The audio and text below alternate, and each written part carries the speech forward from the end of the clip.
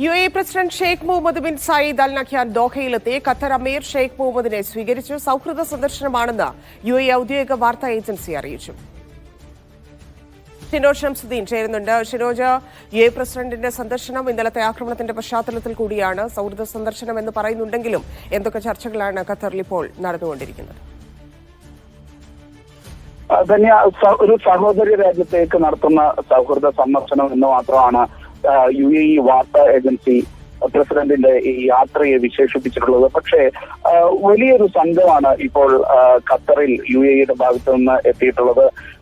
പ്രസിഡന്റിന് പുറമെ UAE പ്രതിരോധ മന്ത്രിയുണ്ട്, അതേപോലെ തന്നെ UAEയുടെ ദേശീയ സുരക്ഷാ ഉപദേഷ്ടാവുണ്ട്, UAEയുടെ ആഭ്യന്തര മന്ത്രിയുണ്ട്. അങ്ങനെ വലിയൊരു സംഘമാണ് ഇപ്പോൾ ഖത്തറിൽ ഹമദ് അന്താരാഷ്ട്ര വിമാനത്താവളത്തിൽ നേരത്തെ എത്തിയത്.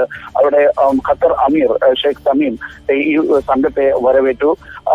ഇന്നലെ തന്നെ ഈ ആക്രമണം ഉണ്ടായതിന്റെ തൊട്ടു പിന്നാലെ തന്നെ ഷെയ്ഖ് തമീമുമായി UAE പ്രസിഡന്റ് ഷെയ്ഖ് മുഹമ്മദ് ടെലിഫോണിൽ സംസാരിച്ചിരുന്നു.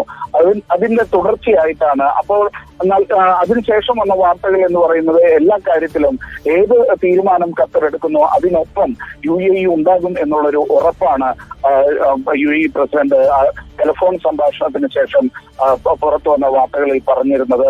ഇപ്പോൾ മറ്റൊരു സന്ദർശനത്തിനായി നേരിട്ട് UAEയുടെ ഒരു പ്രതിനിധി സംഘം ഇപ്പോൾ ഖത്തറിൽ എത്തിയിരിക്കുന്നു. പ്രത്യേകിച്ച് പ്രതിരോധവുമായി ബന്ധപ്പെട്ട മന്ത്രിമാരും അതേപോലെ തന്നെ പ്രധാന ഉപമന്ത്രിമാരും അതുമായി ബന്ധപ്പെട്ട ഉപദേഷ്ടാക്കളും ഒക്കെയാണ് ഖത്തറിൽ എത്തിയിട്ടുള്ളത്. നിർണായക ചർച്ചകൾക്ക് ഇത് വഴിയൊരുക്കും എന്ന് തന്നെയാണ് നമ്മൾ മനസ്സിലാക്കുന്നത്.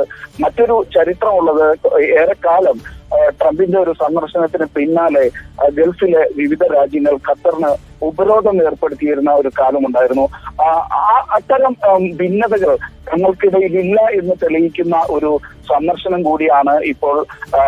ഇത്തരം ഒരു സാഹചര്യത്തിൽ ഒരു മണിക്കൂറുകളുടെ വ്യത്യാസത്തിൽ തന്നെ നേരിട്ട് ഖത്തറിലെത്തുകയും ഖത്തർ ഭരണാധികാരികളെ UAE ഭരണാധികാരികൾ കാണുന്നതിലൂടെ ലോകത്തിന് നൽകുന്ന സന്ദേശം എന്നാണ് മനസ്സിലാക്കുന്നത് തന്നെയാണ്.